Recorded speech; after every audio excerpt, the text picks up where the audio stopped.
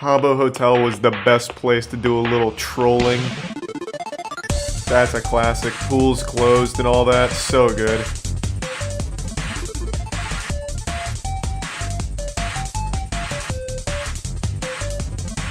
Like, I don't even know what the actual game was. I just remember going on there to fuck with people. And I feel like that's what everyone did. I don't think there was a game there. Habbo Hotel is a self-described virtual community for teens. At its peak in 2012, it had customers from 150 different countries, had 273 million registered users, and saw 5 million unique visitors every month. Habbo was essentially Club Penguin for teenagers. You could visit places, chat to people, play games, and make your own rooms. You could play games in here? There is one thing that dominates all aspects of Habbo life. Coins. Coins could buy you the latest furniture, the nicest clothing, and Habbo Club, a form of premium membership to distinguish you from the peasants. The issue with coins is that they can't be obtained through normal gameplay. You have to buy them with real-life money. This means that coins have actual monetary value, and some players have sold their virtual currency for thousands of dollars. With the prospect to make actual real-life money, Habbo turned from a glorified chat room to a terrifying experiment of anarcho-capitalism done on teenagers and adolescent children. I didn't remember that.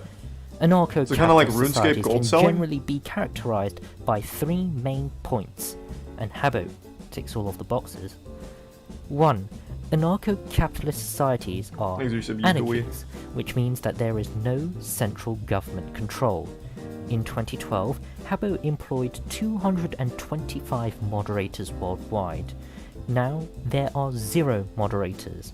All of them have been replaced by artificial intelligence, which only serves to censor bad words. The lack of any real moderation has led to the proliferation of scams and illegal casinos throughout the hotel. Real casinos? The second characteristic of an Maybe they'll sponsor Steve, we'll do it next. Capitalism, which by Aiden Roscoe's on stream. Hey guys, you heard of Habbo Hotel gambling? Is controlled by private owners for profit rather than the state. Habbo is defined by capitalism. Coins will never be given out by Habbo unless they are purchased. Trading is a key aspect within the game, and it isn't regulated or moderated. And finally, the last characteristic of anarcho-capitalist societies is that they are a mecca for pedophiles. Was there a big pedophile problem on Habbo Hotels? These deep conditions have led Habbo to turn into an emulation of a free market capitalistic and materialistic society. Their adolescent and teenage players end up turning into ruthless capitalists in order to survive.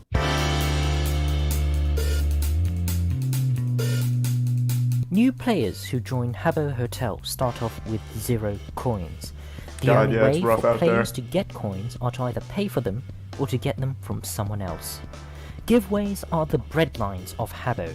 In the absence of government, the privatized welfare state steps in. Giveaways are events where rich Habbos donate furniture and coins to peasants in need. You may be tempted to think that this charity is altruism at work. It isn't. This is an example of a giveaway. You may be confused as to why there are free gift card giveaway like the ones found in theme parks. This isn't unusual. When there is no regulation or moderation, I like that this guy's free to call whatever they want as giveaways. That's a classic. In reality, this is a for-profit game. In order to win coins, you first need to roll a 6 in the dice. Next, you need to teleport to one of these green areas, which you have a 33.3% chance of doing. Pretty good. Finally, you need to pull a switch, which, assuming is not rigged, has a 50% chance of failure. Assuming you do all of that, you win the grand prize of 1 coin. Now, you could risk it. Pull the second switch, which, assuming is not rigged, has another 50% chance of failure. That would bag you the grand prize of 2 coins. Crunching the numbers, you only have a 2.78% chance of winning 1 coin. The chance of winning the jackpot of 50 coins? That's a 0.022% chance. I like those now odds. Remember that I mentioned FastPass earlier. We win those. In these types of quote-unquote giveaways, the owner usually sells a FastPass, which allows you to skip the long peasant queue and gives you slightly more favourable odds. but like a casino, these odds are stacked against you, and chances are Exit you Tier will 1 not Major make your money back. Bobo. And once the owner sells the fast passes for the day, they shut down the giveaway. And they open a new one under a new name, where you have to buy a new fast pass. No refunds given. But those aren't the only types of giveaways. There are other forms, such as radio giveaways, where players are forced to listen to a radio operated by a fan site. Hello everyone, this is DJ Danny, and this is HabboQuest.com. What the fuck is this? 21 minutes of my show left. Alright. Quest line, just really fast. Classic. Yeah. No request, and... Oh, come on now. Someone request from Danny. If you guys can hit that heart button, I will appreciate it so much. Let's heart that shit. We're live. The DJ periodically tells the viewers the special keyword that is required before you can collect your duck or whatever the DJ feels like giving to you. This, of course, boosts traffic for the fan site, so they're earning money too. Real life money, that is. Then there are levers giveaways. Levers giveaways are run by rich Habbos who are no longer interested in the game. These type of giveaways usually attract the most attention, and these Habbos could be extremely generous. Or they could be trolls. In the absence of moderation, there's nothing you can do about it.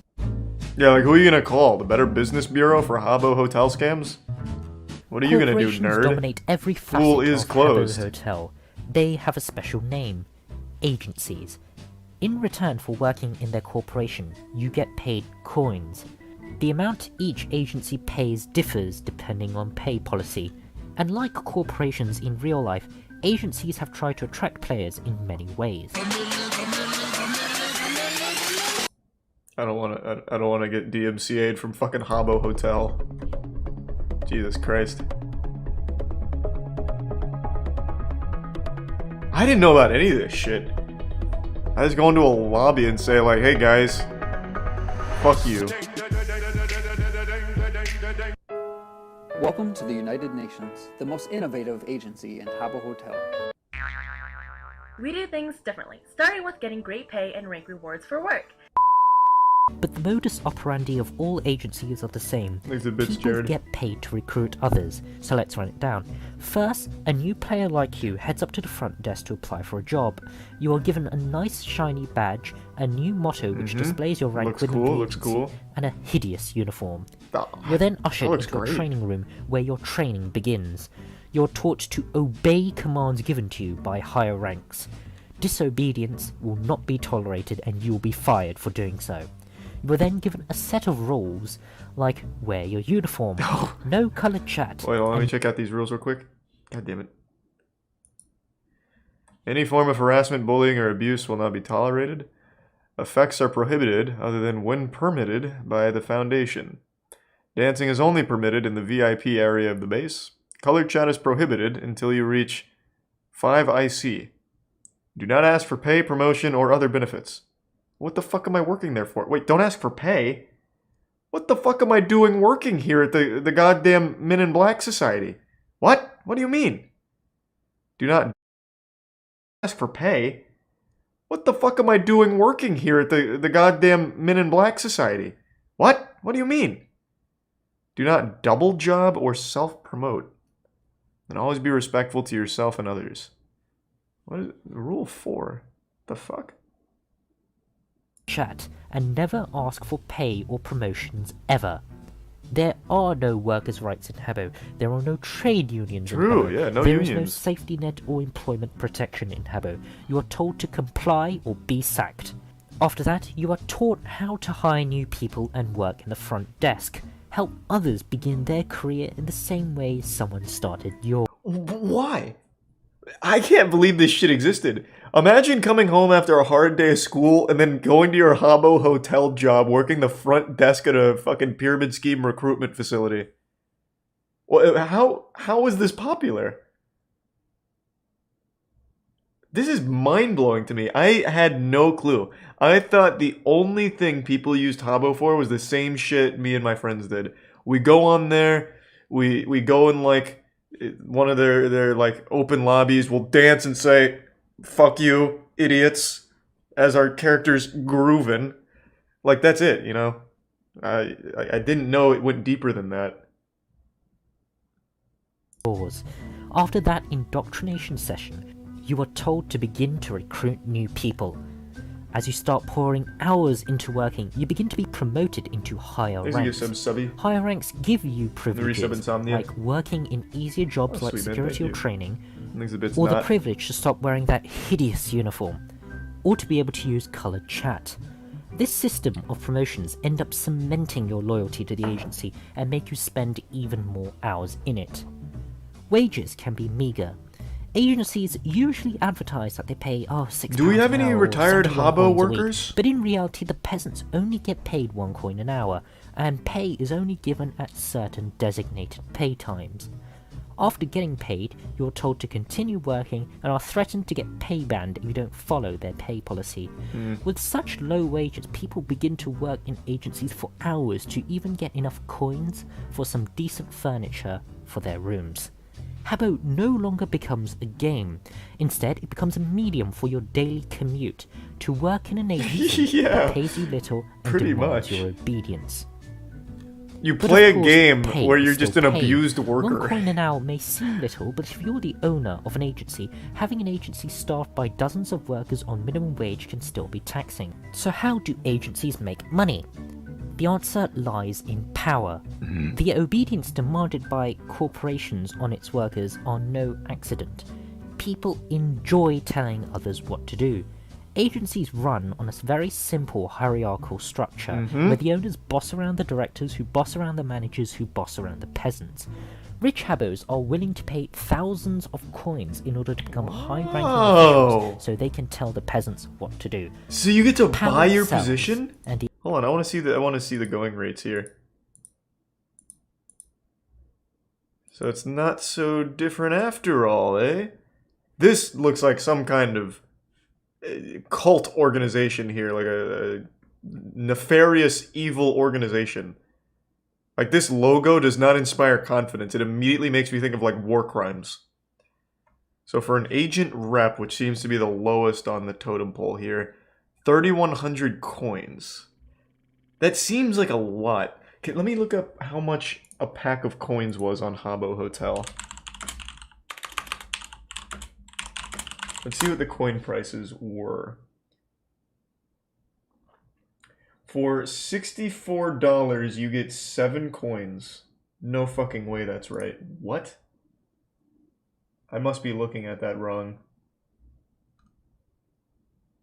Hold on, that's definitely not reliable. Hold on.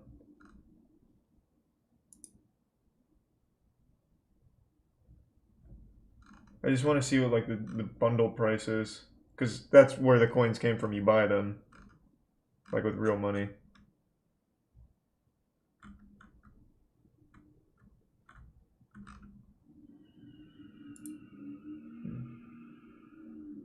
I don't see it. Why am I having such a hard time finding this? Is that right in the chat? 45 coins for $5? Oh, Habbo's website is still up. Oh, I can just check here.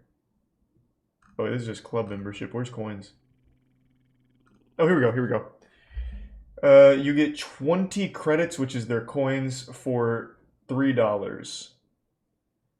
So 630 credits, which is their highest offer, is $75. So $75 for 630, and the lowest position here is 3,100. That's a lot.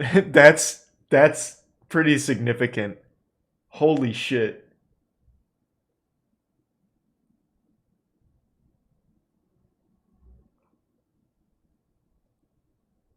No, it's 3,100, not 31,000. You're misreading it. It's 3,100 coin. So then the top position of 4,500 coin. I'll just do the math. Jesus Christ. I think it's $675 for the first tier. Let me see. Do some basic math here.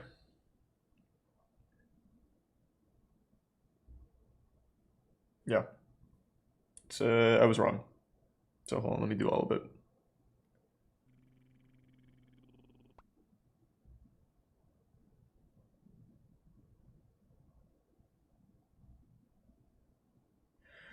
Okay.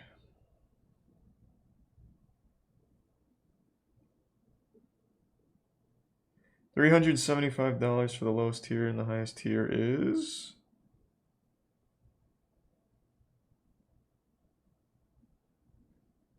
about 500-ish. So you pay $500 to be a BOE assistant leader, and $375 to be on the lowest end. That's a lot. That's a fucking lot. Exit Prime, Icy, and the resub White Wolf, and they give sub Yoshi. It was are you a survivor of the Habbo agencies? It was structured like a military, and there were pages and pages of guidelines which we had to follow. My God. Well, you're lucky you had the privilege of working here at what is this, Axel or AL? To pay thousands of coins in order to become high-ranking officials so they can tell the peasants what to do. Power sells, and the agencies know this. And side note, notice how there are two sets of uniforms in this agency. One looks decent, and the other looks like a school PE kit. This is because Habbo's premium membership Habbo Club is needed to wear certain items of clothing. Clothing that doesn't make you look like a complete hobo. Habbo doesn't that looks like the just shit they wear in the allow Squid Game within its users. It promotes it.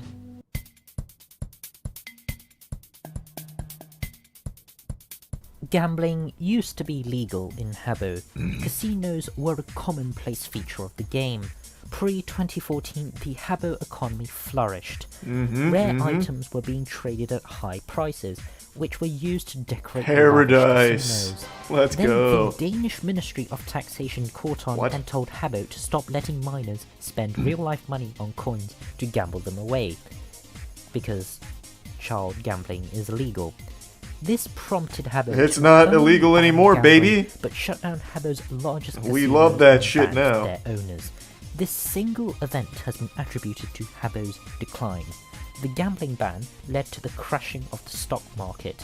Values of rare items plummeted as they turned out to be pretty much useless for anything other than decorating casinos, and this hit Habbo hard. Revenues from coin sales dropped, and Habbo ended up having to lay off their staff, leading to anarchy. But with the sacking of moderators, the underground casinos rose. People began to gamble the same way they did back in 2014. But with the gambling ban, Habbo instituted certain restrictions. You could no longer place more than 3 dice in a room. So people came up with ingenious solutions to overcome this ban. In the past, people played blackjack and poker with a set of 5 dice, but it's possible to adapt the game so it only requires 3. Furthermore, you can set it so that the room only has 3 dice, and that the dealers of the casino would simply share the dice around. Another solution people came up with was wired. Wired furniture was the redstone of Habbo. Wired took an input, and if certain conditions were met, gave an output. This allowed players to program things in their room and make redstone of Habbo. Wired took an input, and if certain conditions were met, gave an output. This allowed players to program things in their room and make impressive the Green Bay Packers gambling in here? Games. People used Wired to make random number generators which acted as dice. These pseudo-dice allowed casino owners to circumvent the dice ban. However, the issue with Wired is that only the owner of the room and those with special permissions granted by the owner could view its contents. It is possible to rig anything that involves Wired. There have been countless stories of opportunistic casino owners rigging their pseudo-dice in their favour. Habbo's casino ban inadvertently led to the explosion of con games and scams. Casinos are still by far the most profitable venture of Habbo Hotel, but not necessarily the way you think it is. Sometimes the admins of Habbo log in. In the absence of moderators, casinos operate in broad daylight, but periodically casinos have been shut down by these admins and got their owners banned. So owning a casino is still a risky venture that few dare risk. Casino owners would sell dealer memberships at a high price, usually for hundreds of coins if not thousands. Usually, owners would sell multiple tiers of memberships, with the dice-sharing membership usually incurring a premium fee since in-game dice can't be rigged. Casino owners could sell hundreds of these memberships, and it isn't unusual to hear them earn tens of thousands and hundreds of thousands of coins by selling them.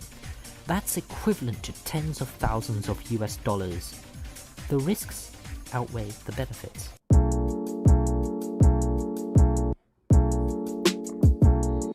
With no real moderation and a currency backed with real-life money, it is easy to see how Habbo turned into a virtual experiment of unregulated capitalism.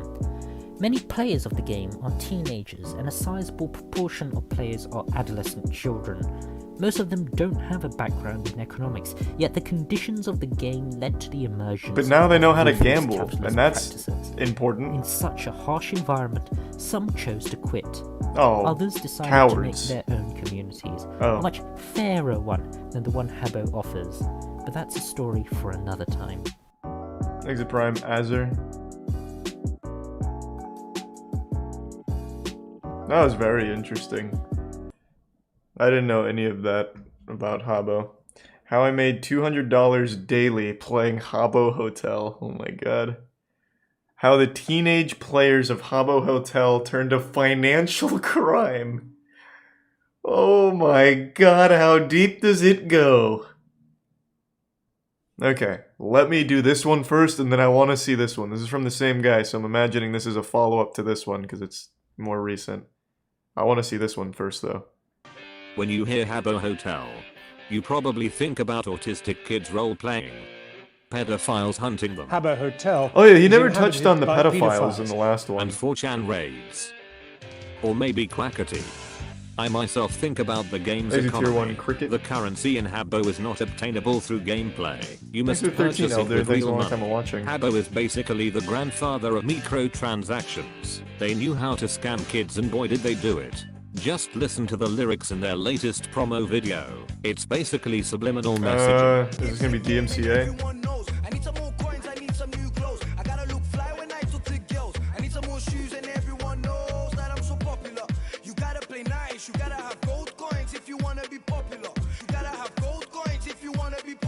That is pretty on the nose. I remember reading in the newspaper about parents put in debt because their kids use the home phone to buy Habbo coins for tens of thousands of dollars. And obviously with the currency only being purchasable with real money, it had quite high real world trading value. Even today 1,000 coins is worth about $70. That's a lot better than some countries. In a game like that you could not trust anyone.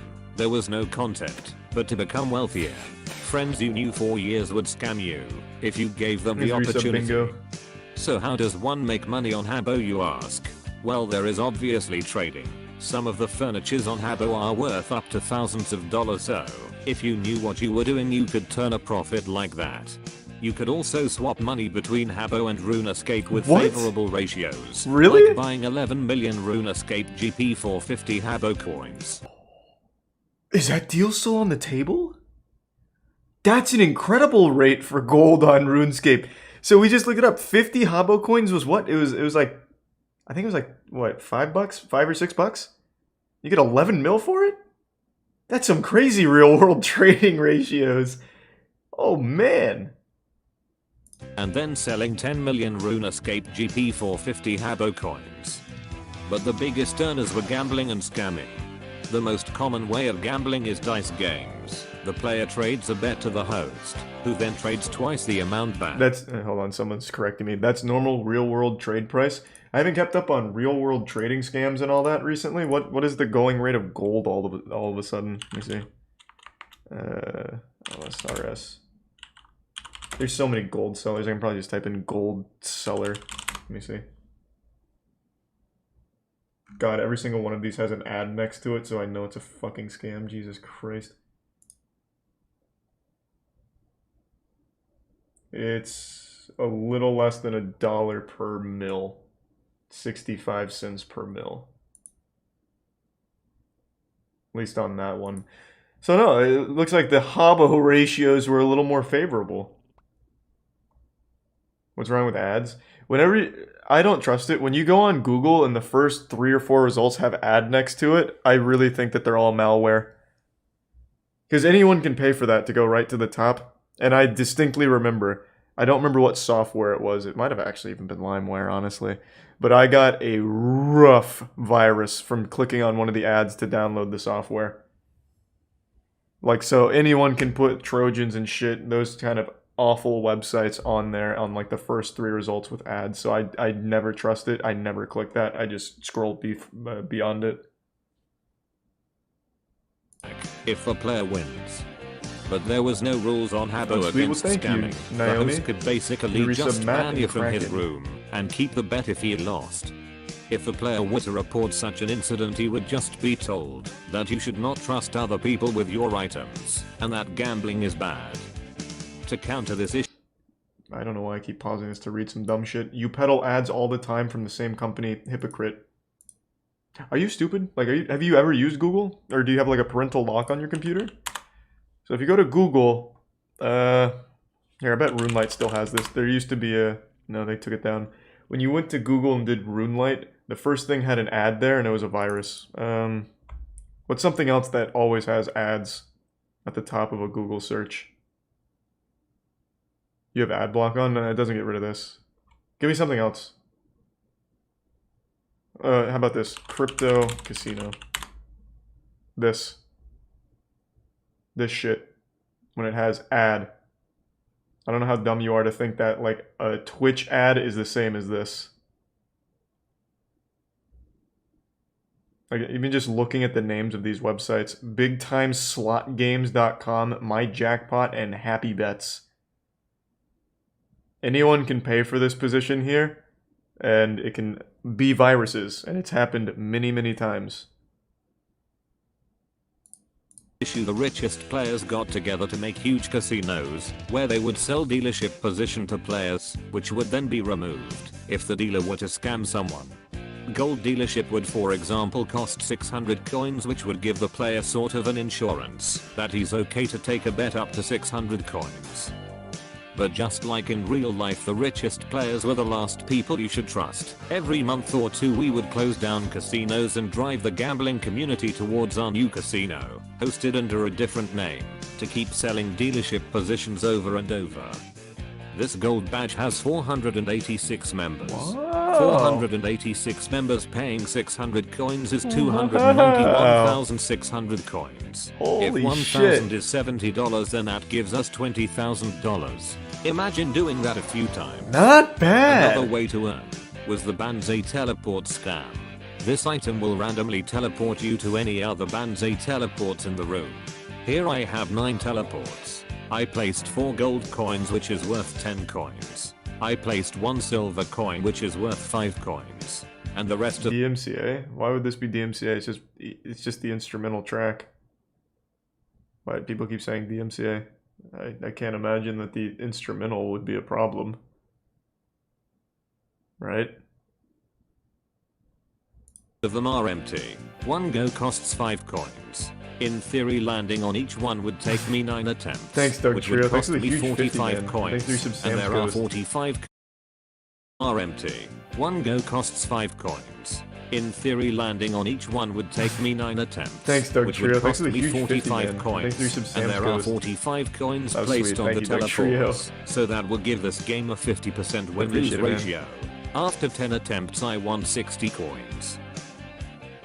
But what not everyone knows is that you can stack multiple teleports on top of each other. After placing a few more teleports on the empty slots, your odds starts to look a lot worse. There are also what we called coin grabbers. These are basically a visual scam, a real sucker's bet if you will. What you would do is roll 2 dices, and the dices would act like coordinates, so 3 plus 3 would be a win, but rolling a 4 or above on either dice is a loss. Kids would view this as only half the numbers are gone, but in reality only 9 out of 36 possible outcomes is a win. In Habbo there are items called Nice. These are primes. good These scams. works just Holy like shit. triggers in the Warcraft 3 editor, if you are familiar with it. So for example, by using trigger, user walks on Fernie, and effect, teleport to Fernie, I can create a teleport. With words I managed to create a functional card deck inside Habbo. Blue 10s are kings, yellow 10s are queens, green 10s are jacks and blue 1s are aces. Using this I hosted a blackjack table. The left lever pulls a card, while the right one resets them all. So basically I draw one for player, one for myself, and another one for the player. Let's say player sticks at 15. I draw a second This card. is so fucking House deep! wins. Jesus Christ! But my blackjack table had a catch. I added chat commands using Swedish letters to draw myself 10 and ace on demand. And chat commands are only visible to the user. Whoa, that's so again smart! I draw one for player, one for the dealer, and another one for the player. Player sticks at 20. I draw myself ace and house wins. This blackjack table was originally introduced on Habbo by me, and boy was We've it got a profitable. pioneer here. These are just a few examples of ways we got rich on Habbo. There was a lot of money to be made selling the profits on forums and playerauctions.com. But you don't need to take my word for it. Take the famous player Fish for example, who quit Habbo in 2013. After selling all his belongings he ended up with $55,000. And he was by no means the richest player on Habbo. You might think what we did was immoral, but honestly everyone I don't else think was so. out It's to fucking scam you on Habbo. Habbo anyway, and we were just kids. If you think RuneScape have a large amount of scammers and lurers, you don't even know the half of it. If anything, this game taught me valuable life lessons. I learned to barter, I learned many of the red flags of someone trying to trick you, and I learned to never gamble. Because remember kids, the house always wins. Now you're probably asking This is yourself crazy. if you can still do this today 2018. I'm sorry to disappoint, but this was not meant to be a tutorial, but rather a trip down Thanks to memory lane. Unsalted and Biggest Gambling was Moisty. banned back in 2014, so Habbo could get a child-friendly rating on the App Store. There is still gambling going on, but the scene is really dead, and all the gamblers are Really using dead? Look at her autocats busting who it are out. banned, so there is a Fucking high going risk of wild. getting scammed. Habbo is 18 years old, and on its last legs anyway. Unless you're Brazilian. The Brazilian server is bigger than the international one nowadays for some reason. Earlier this year 60% of Sulark's shares got sold to Orange Games. And they also released a new These are game some called Kratos. Hotel Hideaway, so the end is near. That's all for today. I hope you enjoyed this video. Farewell. That was so fucking cool. I had no idea about any of this shit. Habbo seems awesome. Holy lord. I can't believe I never got scammed on Habbo. I never cared about coins or anything because to me, like I said, to me and my friends, it was just going on there to mess with people. I wish I got into it though. I always got scammed on RuneScape and scammed on RuneScape. I remember a buddy of mine on RuneScape, I already told this, buddy of mine on RuneScape used to do a lot of trade scams back when you could do that, swapping armor out. Used to make so much off that. Nowadays, are there any modern games where scams are prevalent? I feel like no one scams anymore. Like, does New World have any scams? Thanks to Prime Hawk. I've already seen the pool's closed from Internet Historian. Pool's closed is Internet History. Roblox? Roblox probably has a lot of scams actually, now that I think about it. It's called crypto now. I meant games. People are begging to be scammed like every day in the real world. I'm talking about like games. EVE Online always has some incredible stuff. Yeah, EVE, Roblox. I don't know why people are mentioning Rocket League. What scams exist in Rocket League? How can a player scam you there? Like selling their account or something? Thanks to give sub Queen of Games. Oh, CSGO. CSGO definitely has a fair share of scams with like lottery sites and all that. Item trading. Okay, so there's still a few.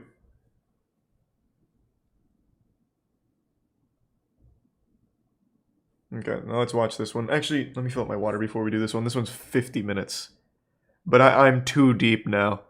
I've got to see financial crime from Habbo. I'm already like an hour into Habbo research. I'm expecting the cartel to be operating some kind of business here now.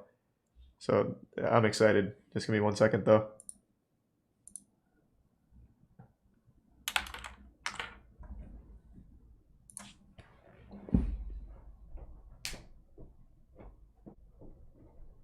I'm back. Thanks to the resub Mortified. And the Prime, the Maniac.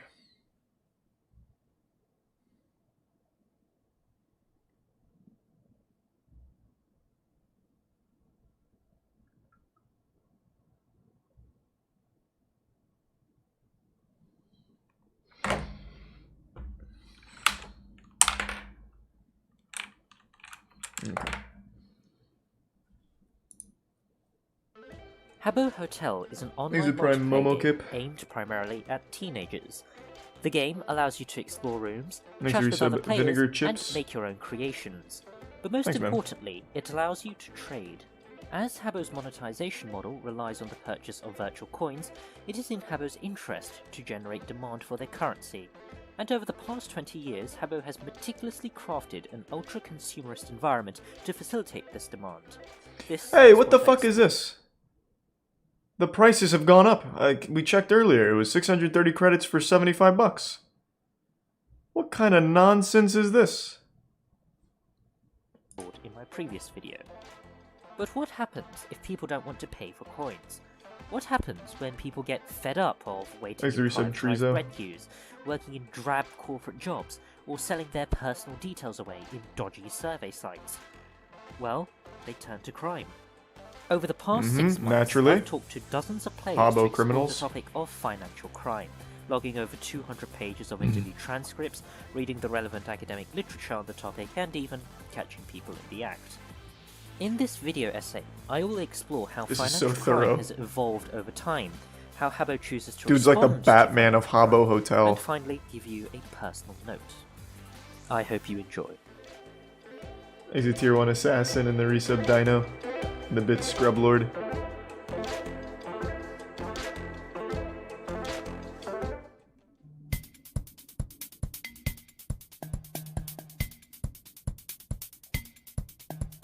Back in the early 2000s, the internet was the new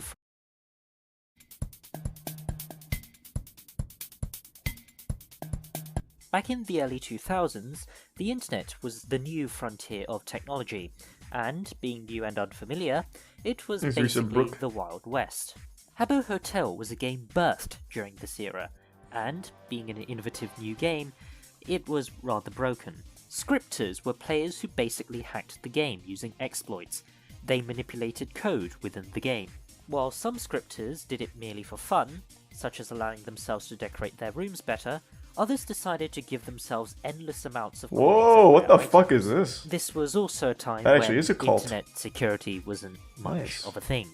For example, it has been alleged that one of the richest players in UK Habbo obtained their wealth through one of the largest hacking conspiracies in the game's history. I would like to point out that I was unable to cross-reference this claim. I'd like to tell you the story anyways, as it helps illustrate a point. Back in 2002, Ione, who was serving as the UK's hotel manager, gave each player who logged in during her birthday a special gift. Each gift contained one of 3 items: a throne, a Russian samovar, or a holoboy. Wow, nice goodie bag. These items would be known as the Ione gifts, and they would end up being highly sought after. The throne, in particular, would continue to dominate the market for generations, and its contemporary value sits at around 600 coins. Why was she so special? $48 at black market rates. Now, let's move forward to 2006. The player made a realization.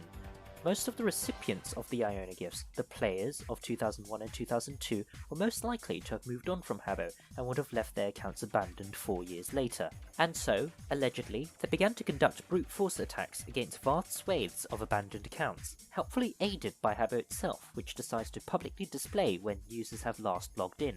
These brute forcing attempts were also helped by the fact that back in the day, there were no password requirements.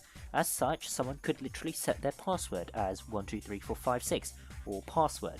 And in the age where internet security wasn't as prevalent, you can guess what people set their password as. By spamming thousands of username and password combinations, they were able to crack account after account, taking both the Ione gift that came with it. And shitty password. The enterprising hacker that they were, they didn't let the hacked accounts go to waste. Some of these accounts had so-called rare names, usernames which were highly sought after, and players were willing to pay a high price for them. It was claimed that the operation was so profitable that they had to subcontract their work to others to hack accounts for them. Habbo eventually caught on to these brute force attacks and soon required users to log in with their emails as opposed to their usernames, and it also started implementing password requirements. Old-fashioned hacking was being clamped down and scripting was pushed more and more into obscurity. Enterprising criminals, for the most part, couldn't rely on exploiting Habbo's instability or flaws to get rich anymore. There were clearly successful attempts, such as in 2017, when two players exploited a hole which allowed them to generate millions of coins. But these hacks against Habbo itself became rarer, so criminals had to find another way. But don't underestimate on the front lines of controversy and their desire and crime to obtain virtual currency.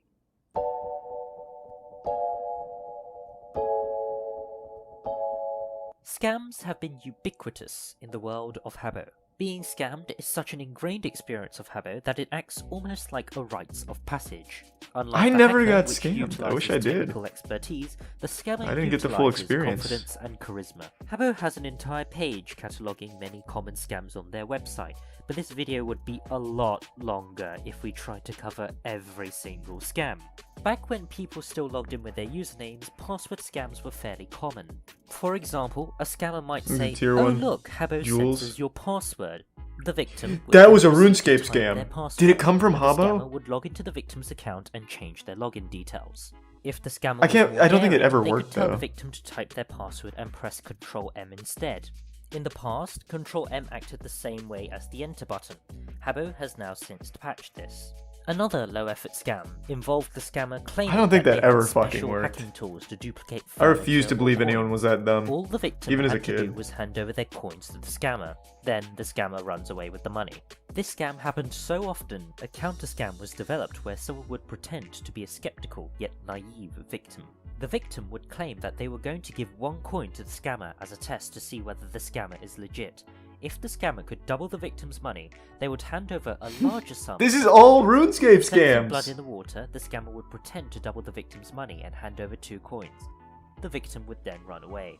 As time moved on, Oh players my generally God. became more clued up to these rudimentary low-effort scams. The decline of these low-effort scams were also due use in of part to the Kalakin. efforts by moderators, when they existed back then, who would ban anyone who tried to claim that they can duplicate furniture or coins.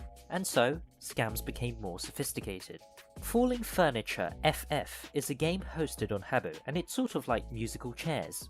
The host would place This game down looks chairs fucking and people lit. would rush to sit on them. You just go and The sit on a last remaining toilet seat. person to not get a seat gets eliminated from the round, and the cycle repeats until a winner is produced. In the past, hosts would ask the loser whether they wish to pay to stay, pay for revenge, or leave the game. Pay for This choice revenge? is commonly referred to as P2S, What does that mean? Rev, or Kick. Pay to stay allows the player to What stay in the revenge? game, They get to, like, effectively execute doing someone? a rerun of that round. Usually the cost of pay to stay is 1 coin or its furniture equivalent. Revenge, on the other hand, allows the player to pick someone else to lose that round. This bizarre mechanic What? essentially meant that any player could effectively pay to kick a player they did not like. Because it was a much more powerful option, That's the genius. price of revenge Actually is genius. usually higher, around 2 to 3 coins. Now here's the catch. When someone is a victim of revenge, they don't immediately get kicked out. Instead, they're given a choice to pay to stay, pay for revenge, or to leave the game. This is so has smart. led to the phenomenon of rev Kids would which is when absolutely 2 do that out of people spite. battle it out by revving each other. And by revving each other, I mean one person pays the host coins, and then the other pays the host coins, and then you're starting to see how profitable rev wars can be. Scammers, however, began exploiting this business Thanks for model, some boop and here's Twitch how you do Ninja. it. Step 1. Hire a scamming buddy. This person will be your partner in Oh, crime. that'll do it, If you Supra. were Thanks for being so proficient enough busy. to play with 2 accounts at once, you could also use an alt account. Step 2. Advertise a lavish game. If you want to pull people in, you want to make sure that you have a large prize. The larger the prize, the more willing people will be to spend money on P2S and revs for a chance to win a prize. Step 3. Make your partner the winner. If your partner is the winner, you can pretend to give them a prize without actually giving them anything. It would give the illusion that you are a trustworthy host and you are able to bag any P2S and rev money as profit. But how do you reach this stage? Well, if your partner ends up losing a round, they can just rev someone. They don't actually have to pay you anything, they only pretend to pay you something. If they choose a particularly wealthy victim, they could even start a rev war. A rev war that your partner That's can't so possibly lose. smart. What? I'm blown away right now. An actual revenge loop, and then a scam on top of the scam where you get someone to go in with you that pretends to be like revving a rich player. So that way the rich player revs them back, and it just goes on and on and on until the rich player runs out of money, and you just say that your friend won. Genius. How? No way kids came up with this. This was absolutely the work of like fucking Bernie Madoff or something. Like he was in here running Habbo scams. There's just no like the fucking Penguin from Gotham was in this bitch. Like this is so actually smart. And also to the person, I saw you mention that you lost your account because you gave someone your password on RuneScape. I did the same shit, kind of. When I was a kid, I had an account called Strong Wolfo. It was my main on RuneScape, or like one of my 5 mains back then. And my password was Wolfo. And one guy was teasing me. He's like, I bet your password's fucking weak. And I'm like, no, it's actually really strong. I got a really cool password. He's like, no, you fucking don't. And I was like, yeah, I do. And he's like, oh, well, what is it? And I was like, it's Wolfo. There goes the account. Yeah, so I definitely would have fallen for scams 100%. But the one that I always knew I would never do is like the Jagex censors your password. I never thought anyone would fall for that. At the end of the day, you count up your profits and split half to your partner in crime. Or you could just ban them and keep all of the profits. Pay-to-stay scams in their day were one of the most lucrative scams on Habbo, and arguably the key to its success was the fact that it was much more sophisticated. Unlike the I can double your money or give me your password scams, what you fell for is worse. Yeah, it was. I agree. I got the account back. That they were working in concert with someone else. I didn't lose it forever, but transaction logs that did give me a scare. Actually happened, which altogether led to many of the pay-to-stay scammers not being dealt with. In the end, pay-to-stay as a concept phased out. It is commonly believed that pay-to-stay is now a banned practice in Habbo, something that also followed the gambling ban back in 2014, but I was unable to verify that this was true. On the contrary, according to the official Habbo help page, pay-to-stay and rev is seemingly allowed. Whatever the case, its long-standing connotation of being an outright scam makes it no longer a widespread practice. Another sophisticated scam is the fake buyer scam. To give some context, Habbo's economy is very reliant on merchanting, which is the practice of buying furniture at a low price and selling that furniture at a higher price for profit. Big in RuneScape too. So much similarity. At their shops waiting for customers to buy their goods, and then spend more hours scouring other shops owned by other Habbos to buy more items. Thanks, Hey, Carl. Then they would Good to sell see you, man. Hope you're doing well. acquired items at a markup to get more money to Thanks buy for the more items to sell. What was I even doing with my life? The fake buyer scam specifically targeted merchants, and this is how it's done. Step 1. Obtain furniture. These pieces of furniture must be disposable. Fucking banging furniture in here. A piece of Santa's furniture sleigh. that most people will not have, and one that is cheap for you to buy. An example furniture that you could use for this scam are these red pixel furnitures. Most new players haven't seen it before, and if you know where to look for it, you can easily buy 10 for 1 coin. Step 2. Get yourself an alt account. You could also employ a scamming partner, but it's completely unnecessary, and also you banned them. Step 3. Enter the shop with your alt account. This is the fake buyer. Pretend to browse around with your alt account, maybe make some small talk with the shop owner. If you're feeling daring, you could even try and buy something to establish a relationship. Step 4. Plant the seed. Ah yes, I was wondering if you had any red pixel furniture by any chance. Chances are, if the shop owner did not display the red furniture in their shop, they probably wouldn't. 20 coins for information? Well, if you do find any red furniture, please contact me as soon as possible. You add them to your friend list and then mention something along the lines of, I'm willing to pay 20 coins for every piece of red furniture that you have. Now that you've planted the seed in their head, they'll be actively on the lookout for this mysterious red furniture. And they'll go to your friend's shop or your main account. You don't want to attract or arouse suspicion, so you arrive sometime later. Oh, actually, yeah, you just bring the account there. Has your disposable furniture. Oh, fuck, yeah, it makes sense. You browse the shop, establishing a relationship Cuts out the with the middleman. shop owner. Then you inquire, do you buy furniture by any chance? If they don't, ask whether they want to trade. Chances are a shop owner would be somewhat interested by your proposition. And so, step 6. Make the hard sell. Tell the owner that you're selling rare items like, oh, I don't know, this red pixel furniture that you just so happen to have. By offering to sell it at a much lower price than what the fake buyer is offering, like 10 coins, you create an almost irresistible opportunity. Genius! Fucking genius! Trade. And that's how These are the smartest kids in the world! A piece of furniture that was only worth God damn! The emergence of these more sophisticated and complex scams little show baby an geniuses out evolution of here. The art of scamming and an evolution of financial crime as a whole.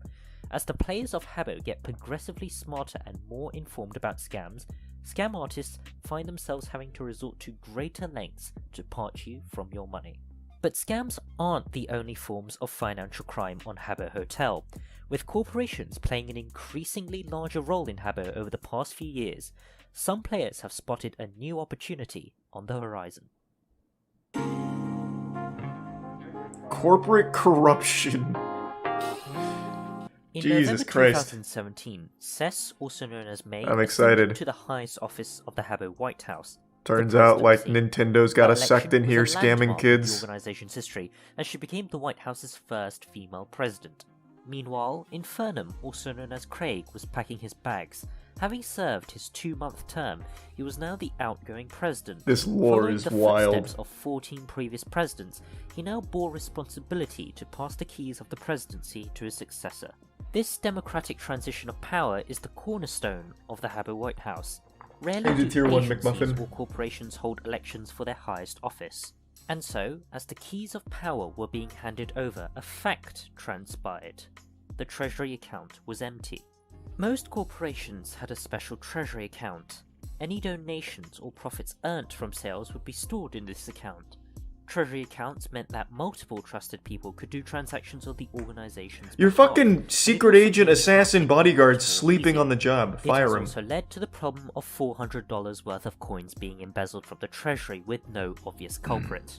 An inquiry was quickly held and soon fingers were pointed at both Cess and Infernum. The heist was done in perfect timing. The transition period between presidencies meant that both Cess and Infernum had access to the treasury account Thanks, you at sub the unicorn. same time. The inquiry went cold and the culprit was never found. The rise in corporate crime is a more recent phenomenon. As corporations play a much more significant role in the day-to-day lives of players, they present greater and more audacious opportunities for any would-be criminals. What do they do? I don't understand. Like, what do the corporations do? This actually just looks like some Heaven's Gate shit. Like, everyone's glowing over here like they're about to go Super Saiyan. Beastly tuxedos talking about Sugar Mama Lauren. Like, and here's the dog. What do the corporations actually accomplish in the game? How are they generating money? We saw in the last video he did that they make money by hiring people to boss people around, so they literally get people to pay for a power trip. But he's saying corporations play a role in the day-to-day activities of the community. And I don't really see how. From everything we've learned about the corporations so far in the last 3 videos. Exploit. As for our story, the Habbo White House learnt its lesson and reformed the Treasury to prevent future presidents from embezzling funds. One of these reforms was to put the hands of the Treasury account to one single trustee, chosen from an elected board. That way, Oh my only God. one person could access the account. If anything went missing, Okay. it was clear who the culprit was. With these reforms in place, the White House had to start over, and through donation drives and sales, they managed to rebuild the Treasury. All in all, they managed to reaccumulate $450 worth of coins and rares. And these Treasury reforms ended up working. For 1 year, when in 2018, a trustee called Jess emptied out the entire Treasury account after the White House tried to impeach her. She looks like a pirate. Like, why? What was the hiring process like here? I could tell you if I was on the board of trustees and I was vetting for the next person to handle my treasury in Habbo, I would not pick this person. They look like a fucking criminal. 100%. We're talking big fucking bucks here. Some huge noodles. I'm not gonna risk it with someone who comes in here with a goddamn eye patch. It's unreal. It's like they didn't even try. For allegedly working for the Habbo Mafia. Of course, embezzlement and The Habbo corruption Mafia, doesn't huh? just happen Sounds in about the right. Habbo White House. But with so many careers, livelihoods, and money on the line, many people who I approached simply did not want to talk about this topic. A high-ranking official of one of Habbo's largest corporations eventually decided to talk to me under the strict condition of anonymity. In our interview, they made explosive allegations against their corporate founder. They claimed the founder would regularly use the treasury as their personal bank account, withdrawing thousands of coins at a time to sell in the black market to quote-unquote fuel their clubbing habit. In fact, the embezzlement of corporate funds was done so frequently, the board of directors actively fabricate numbers in their spreadsheet and They have a spreadsheet? A Habbo Hotel Corporation treasury spreadsheet of their coins to in-game dollars. And they also have an accountant cooking the books. There's no way these are real numbers, right? From Habbo Hotel coins? Like, this can't be fucking right. 236,000 US dollars for Habbo Hotel coins? I must be misunderstanding this, I think. There's no fucking way. Yeah, is there a Habbo Hotel IRS?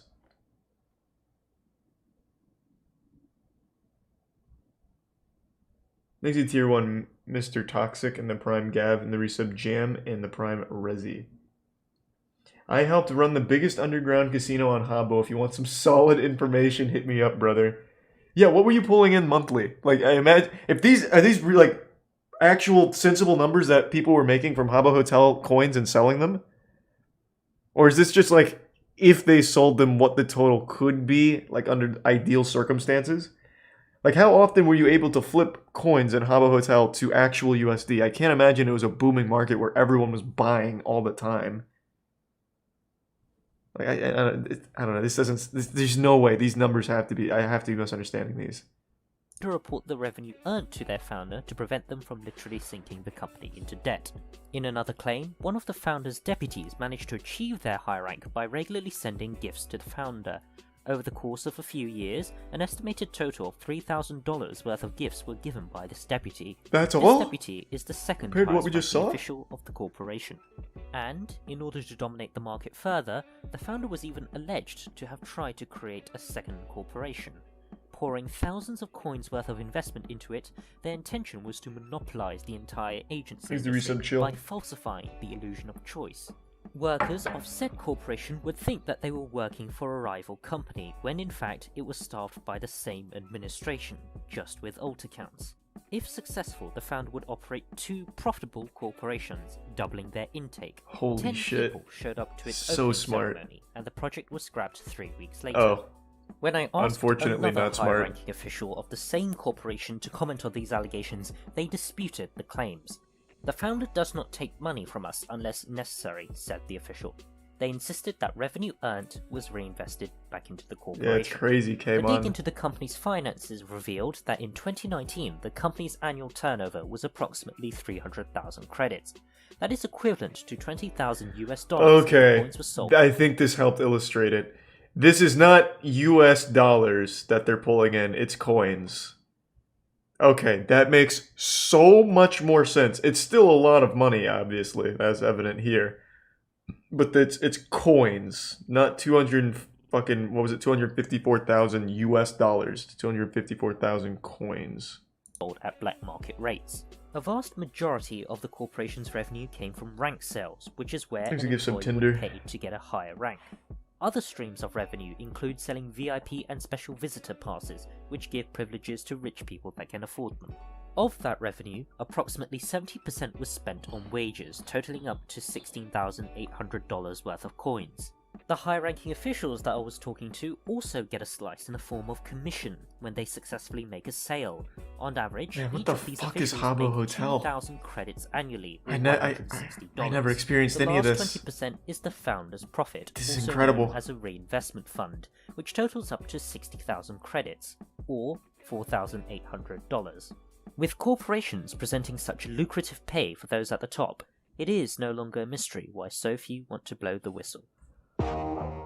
Oh my god. Quick text message. Angelic is no stranger to scams. Having been twice a victim, she lost all of her furniture and coins. In total, she bought over $130 worth of virtual goods legitimately on Habbo Hotel. Oh, you idiot. But when Going she tried legit to in contact Habbo to Habbo? help, Habbo simply told her that she couldn't recover her stolen items that she paid for. This is in line with Habbo's policy and terms of service. Habbo defines their virtual currency and goods not as property but as part of the gameplay experience. Or, as Habbo puts it, you have no interest, including no property, proprietary, intellectual property, ownership or monetary interest in your virtual currency and virtual goods, which remain our content and property. Pretty hardline This stance. effectively means that you don't enjoy the same protections with virtual property as you do with real property, because under the Habbo terms of service, your coins and your furniture aren't even your property. They belong to Habbo, and Habbo could theoretically do whatever it wants with it.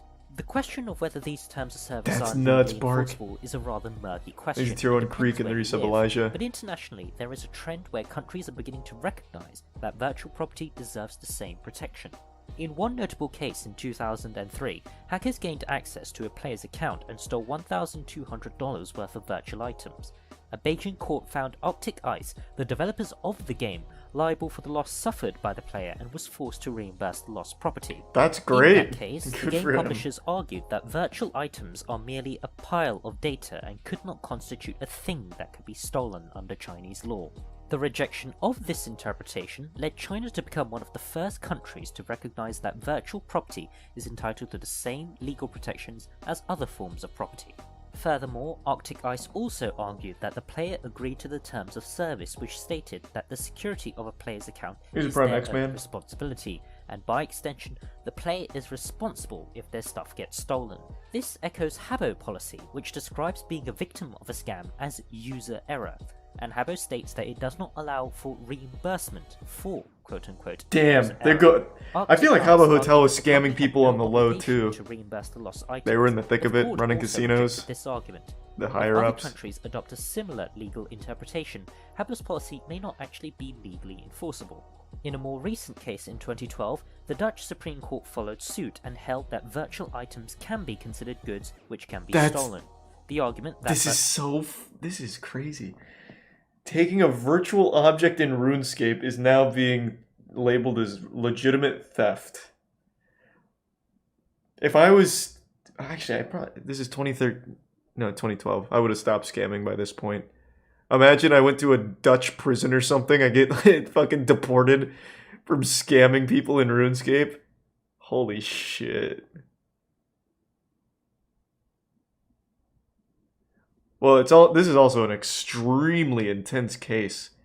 Took the 13-year-old victim to the home of the co-defendant, where they assaulted and threatened the victim with knives to coerce him into logging into his RuneScape account, and then drop the objects in the game environment. Jesus Christ.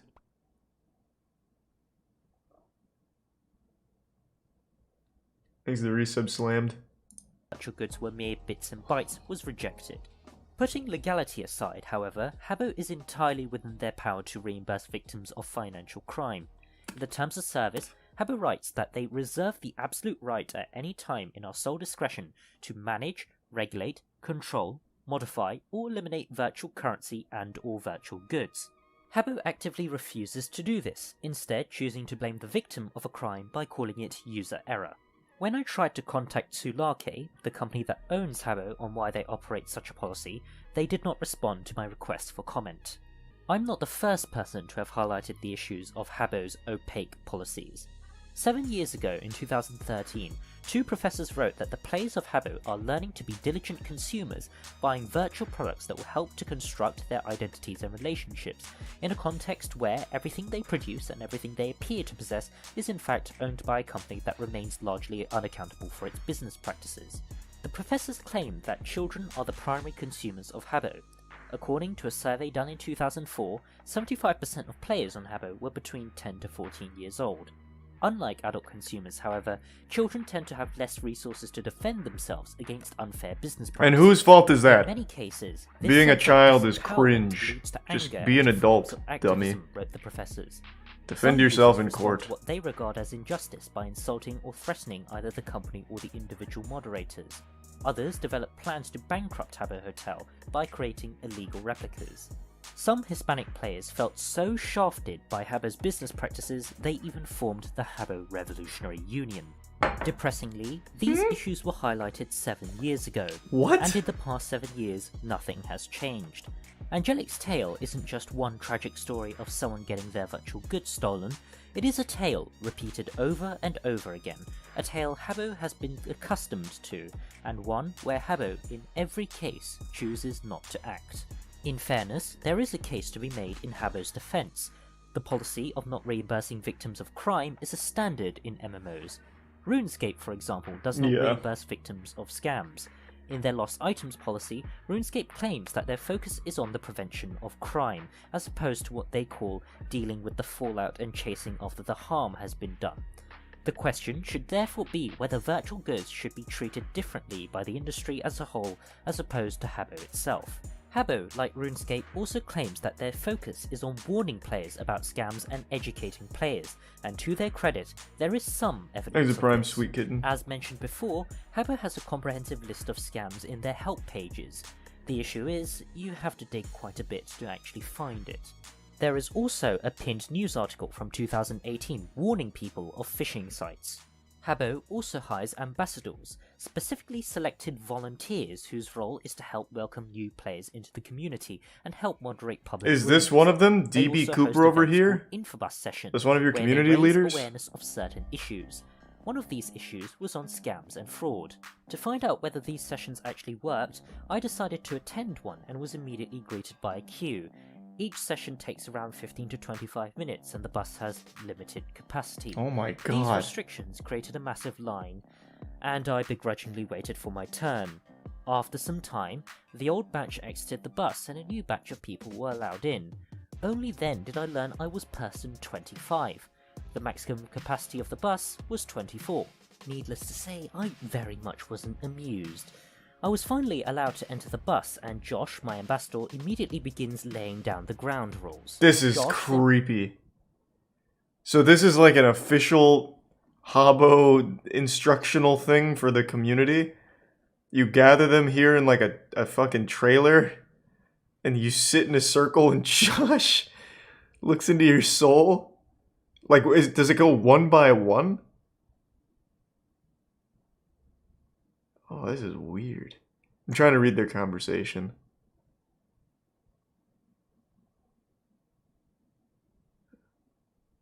Okay. then proceeds to tell players not to visit random URLs given by complete strangers, a good tip. They also recommended the use of Habbo's safety lock feature, where Habbo will Thanks, ask Sabini users and security Thule. questions before they can fully access their account, another good tip. Josh also gives password advice, such as changing your password regularly and using lots of numbers, symbols, and capital letters. Imagine, oh my god, I thought of a cool scam here. Imagine if one of these ambassadors decided to start scamming. So these are obviously kids that are trying to learn about how to be safe on Habbo. But imagine, so when he talks about password safety, he like kind of leads them down a path of like a password that he wants them to get to, right? So, you know, like a strong password would probably be something like your name plus a couple letters, like 1, 4, and 5. And then he could just take a list of everyone who visited his seminar and just try those kind of passwords in. Maybe get lucky on a few accounts. Josh, maybe we got something here. Which is actually outdated advice. What should have been emphasized instead is the fact that you should use different passwords for different platforms in case one of your passwords get compromised in a data breach. And one way in which you can manage I meant numbers, passwords whatever. You is meant, with you know what I any meant. You know what I password meant. manager. That could have been a perfect segue. No one offered to sponsor me, so...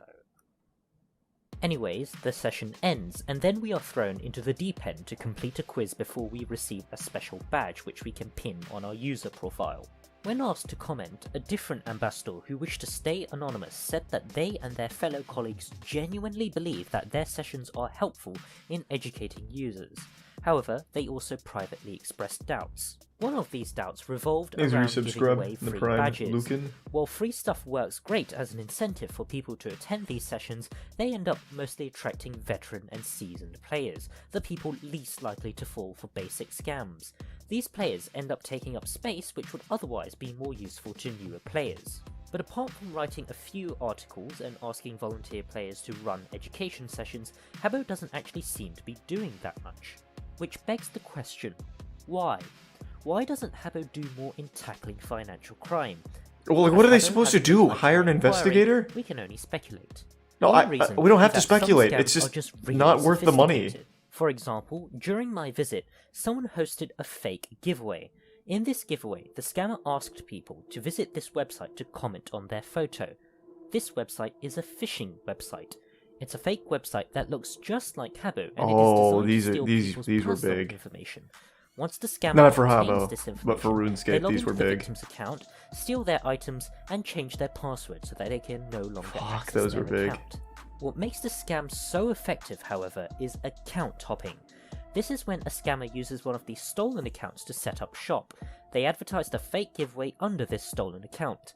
Once they've run the scam using that account for a few days, they move on to a new stolen account. This is what happened to Angelic. She found out that not only was her account hacked, but it was used to set up one of these fake giveaways. As for Victoria, the person pictured running the scam, her account was stolen too. But not only did she learn that her coins and furniture were stolen, she learned that her account was being hijacked to run the fraudulent giveaway. Players, none the wiser, began to spread the message through word of mouth that Victoria is a scammer, completely ruining her reputation in the process. Oh no, Victoria. When she tried to contact Habbo to recover her account, she received no response. Instead, Habbo decided to ban her hacked account for scamming. Oh the scammers no. were undeterred and simply moved on to a different account. But this explanation is not satisfying. Rest in Firstly, peace, Victoria. Not all scams are this sophisticated. There are still many Subsun rudimentary Man and in basic PP scams Go. that are being done without any consequence for the Bits scammer. Ranger. Secondly, it would put the competence and effectiveness of moderation in question, if it exists at all. This brings us to our second possible explanation, the lack of moderation. The ambassador I spoke to gave harsh and scathing criticism against the state of moderation on Habbo, decrying it next to non-existent. While in my previous video I claimed that there were no moderators on Habbo, the ambassador informed me that they were told by staff that there were off-client moderators. There's a prime ones bong who would water. review flagged content from outside the game. These moderators don't actually log into the game, and therefore don't have a clear picture of what actually is happening. If they do exist, they are doing a terrible job, they remarked. But if this is true, this also brings with it a troubling thought. The last time that Habbo lacked moderation, this happened. Good evening. It is every parent's terror that their internet-literate child will arrive in a make-believe children's web world that is so unsafe that he or she can be propositioned for sex by a paedophile within 4 minutes. And finally, Whoa, there is a wow. third and much more cynical What a speed run, explanation what? on why Habbo doesn't do that much. There simply is no final. Habbo's got the fastest pedophiles in the world. And Joseph Stalin, I guess. Good customer service would overall lead to more customers. That's why businesses tolerate even the most obnoxious of Karens. However, Habbo runs differently from other businesses. Why is Their Joseph Stalin just monetization model hanging out? revolves around the sale of virtual currency that would only be worth something to players that actually play the game. Thanks If for you 5 want to gifts of buy bong coins water. from Appreciate it, Habbo, man. chances are you're already deep in it. And maybe Varus. Going back to the paper written by the two professors, they observed that as users spend more time on Habbo, they create what is known as social capital, which basically means friendships act as their own currency. When someone stops playing Habbo, either by quitting or by being banned, they lose this social capital, in other words, their friendships. As Habbo prohibits, or tries to prohibit, people from sharing links to external communication websites like Discord, they effectively monopolize the social capital generated by their players. Or to put it in another way, the only way to meet your friends is through Habbo. What this means is that Ghost. the cards are effectively stacked in Habbo's favour. You can quit if you want, but if you quit, all your possessions are gone, all your creative labour is gone, and all of your social capitals, your friends, are also gone.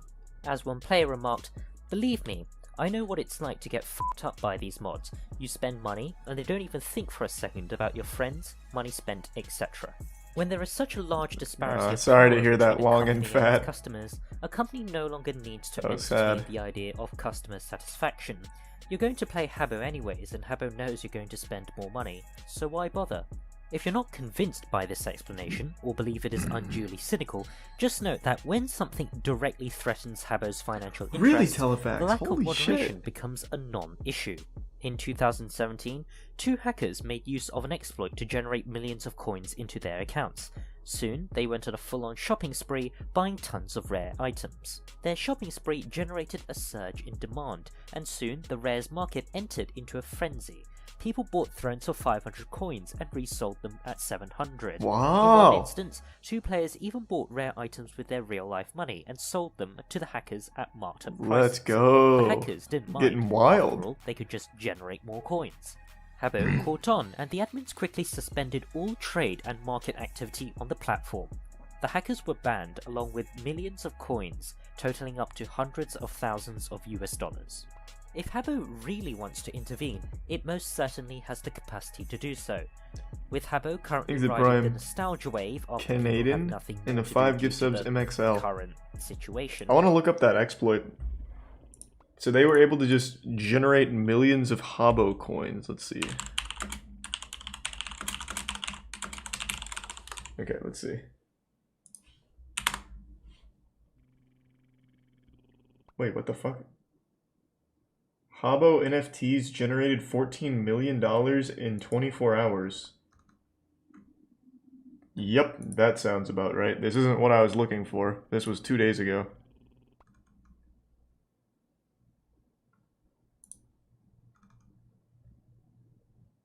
Wow. Man, fucking, that's NFTs for you.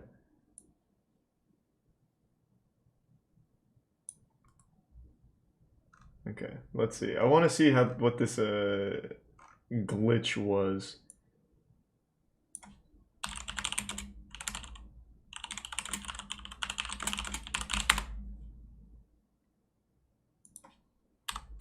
Can't really find anything on it though.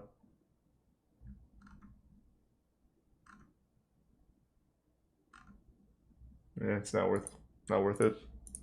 Hiding behind excuses of lack Thank you, of Prime funding Pinota. for moderation Your is sub no Conrad. longer acceptable, although it never was to begin with when you're making a game targeted at teenagers and children. When Habbo fails to act or appropriately respond, it is a deliberate choice made by its top management.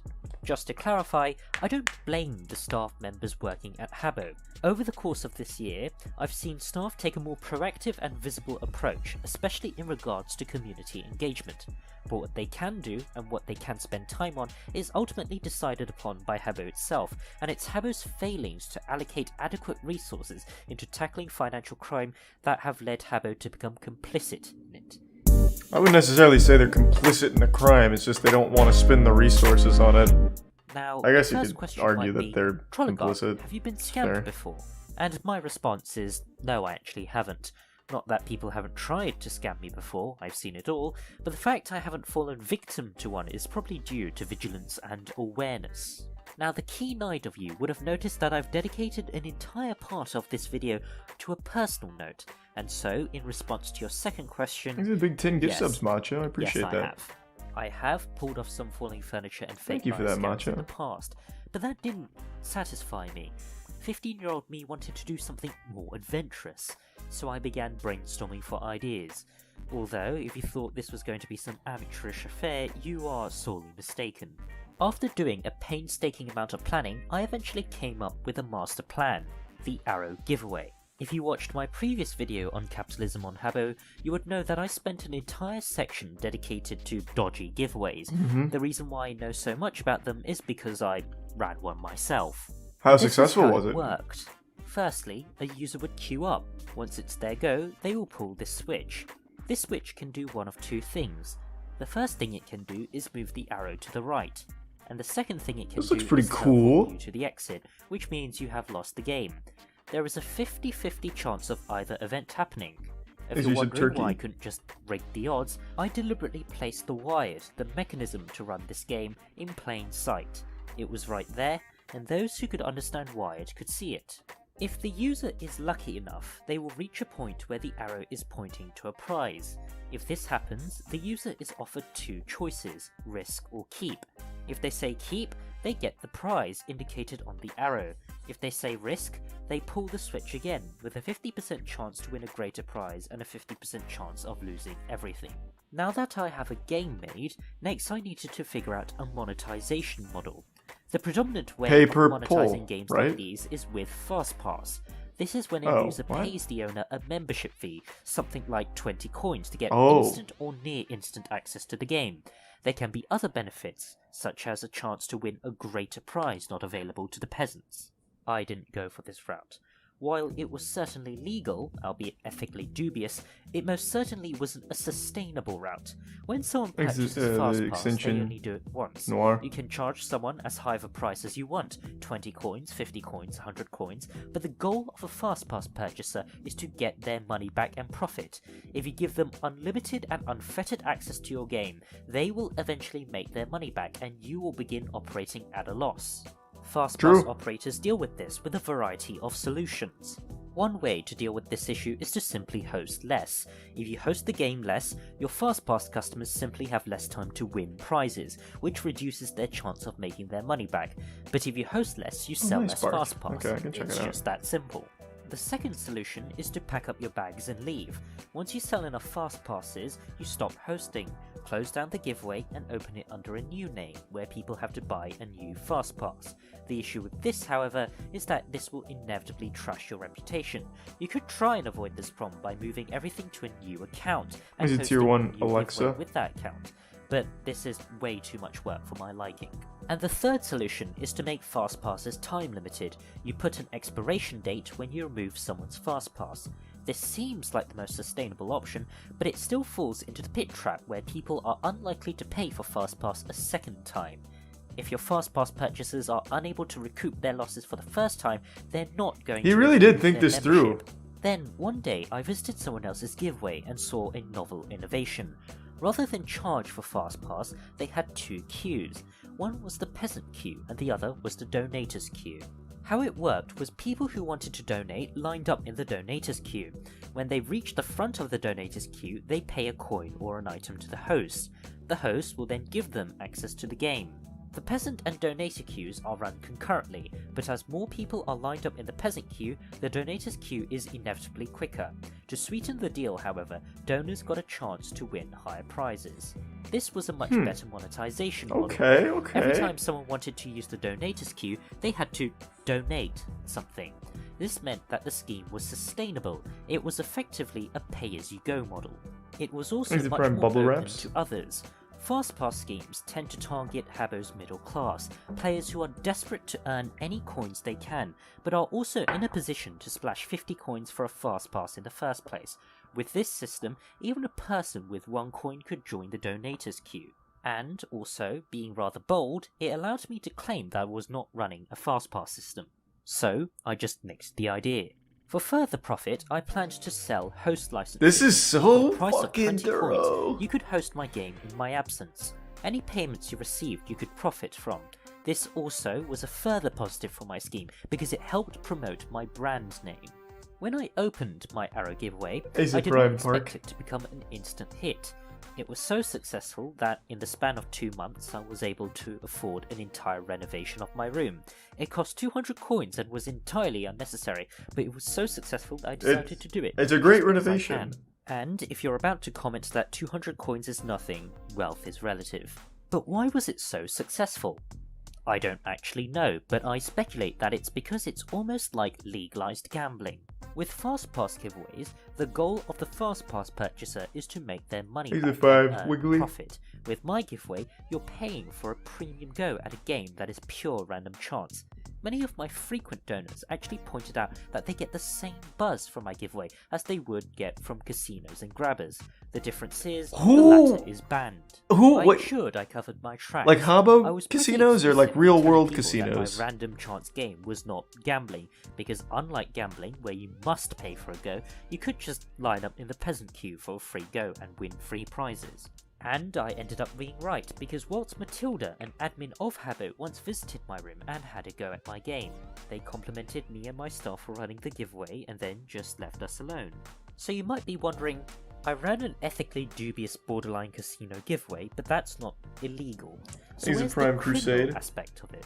And the answer is, well, it was rigged. I told you earlier that I placed the wide in plain sight, and so it was not possible for it to be rigged, but I still managed to find a way to do it anyways. To explain specifically how I did it, I'm going to need to give you some background. Wired is the redstone of Habbo. What it allows people to do is to make functions.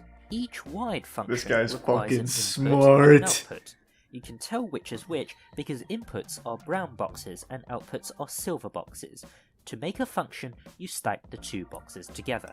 For example, this input box checks to see whether you have double-clicked an item, like a switch. This output box, meanwhile, allows you to change the state of an item. If a door is locked, it will open, and vice versa. By stacking these two boxes together, we have created a wide function that allows us to control this door using this switch. There is also a third type of wired, conditions. If you add a condition box to your stack, your wide will only perform a function if that condition is met. For example, this condition box checks an item's state. I can set it up so that you can only open a door with this switch if this light is turned on. If the light is turned off, the switch does So nothing. big brain. Now I'm let's already analyze getting the lost. piece of wide I showed you Jesus earlier. Christ. This input box takes an input from this switch. This Habbo's box so is called deep. random effect. When it is placed in a wide stack, it makes it so that only one randomly chosen effect is triggered at a time. Finally, there are my two effect boxes. One is a teleport effect that will teleport you to the exit, which means you lose. The other is a move effect, which moves the arrow towards the right. As we have the random effect box, instead of having both effects happen simultaneously, only one will be randomly selected. This setup on its own is not rigged.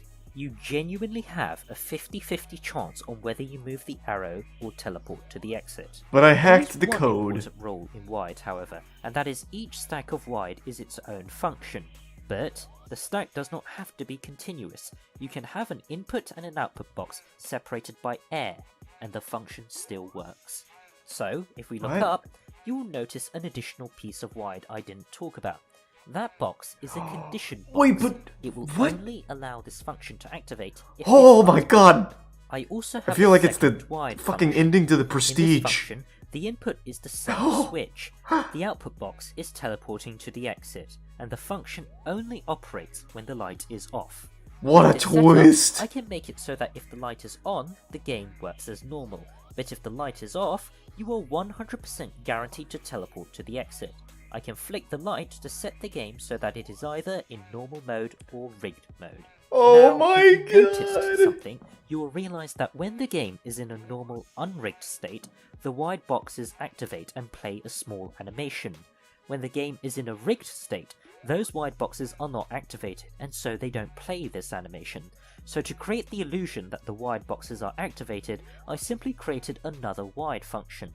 The input is the switch, and the output is this, which allows me to change the state of an item. I showed you previously that it can open doors, but it can also turn on lights, do this, and most importantly, trigger the animation effect. Only the owner and those with rights given by the owner can look inside of these wide boxes. So the Even if I could only look way in them, that I you wouldn't can understand them. verify This is something so deep. legit is if it looks legit. This is actual just I deliberately engineering. placed my wide set up, or some of it, in the public view to give the perception that I was fully transparent. I went through all of that trouble just to make my game look authentic, But- more real than the other Okay, games. but then I don't know if he's about to address this. But if the secret really was just zooming out far enough to be able to click the light into a rig state, couldn't any one of the players just zoom way out and see that? Or am I missing like a crucial piece? Because anyone could have done that. Like, I'm sure there's some player out there that plays in like turbo zoom out mode that could have seen the floating stuff.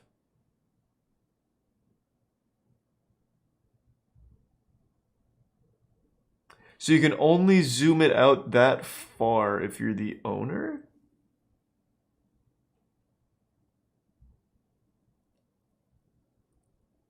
Okay. Thanks to Prime Will Cloud. Thank you for that, Moose. Sorry, I got so into the video, I didn't even see the 10. Thank you for the big 10. Yeah, we were learning about those earlier, Telefax.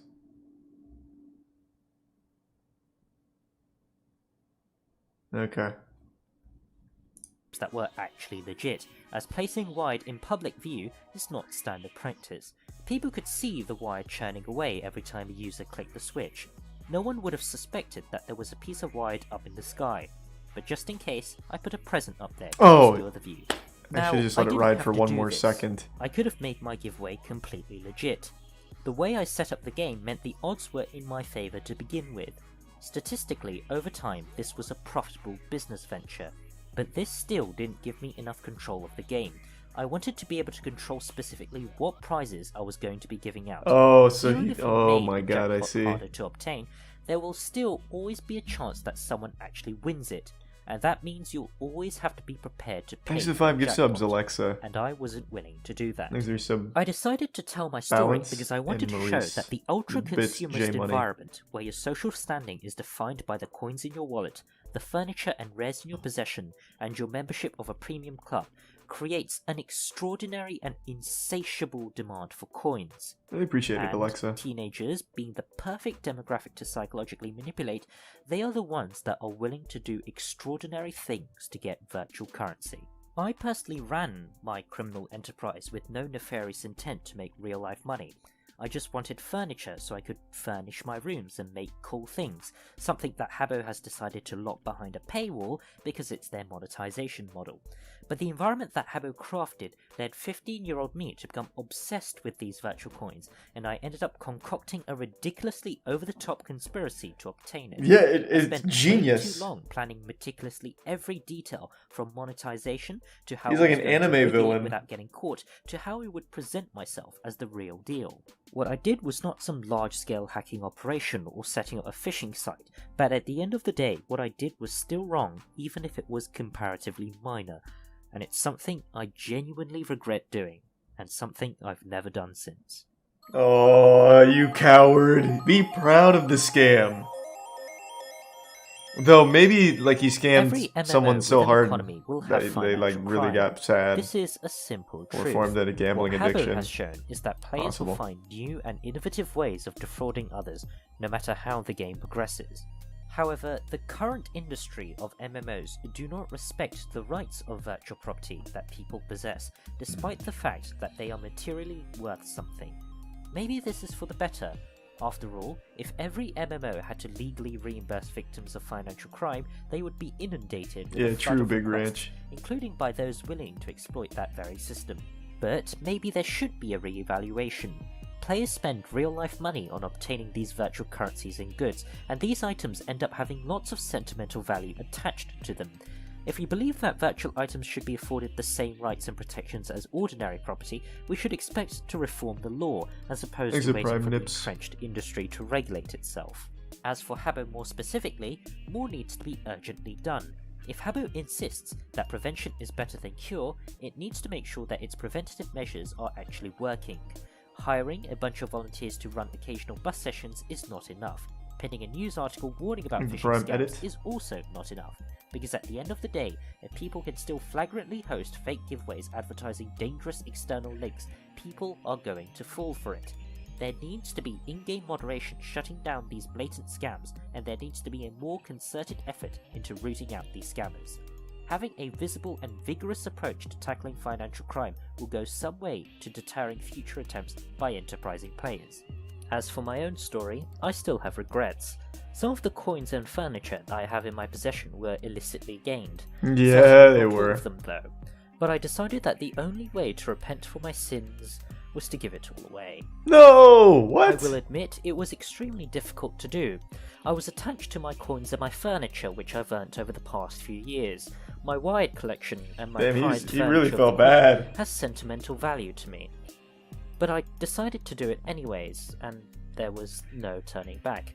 It was certainly gratifying, however, to make someone's day. Thanks to Resubmatics and Anyways, Belly. thank you so much for watching, and I hope you have a nice day.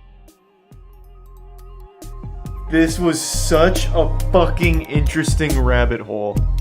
Oh my god. This was so good. Thanks for resub KQP. Man.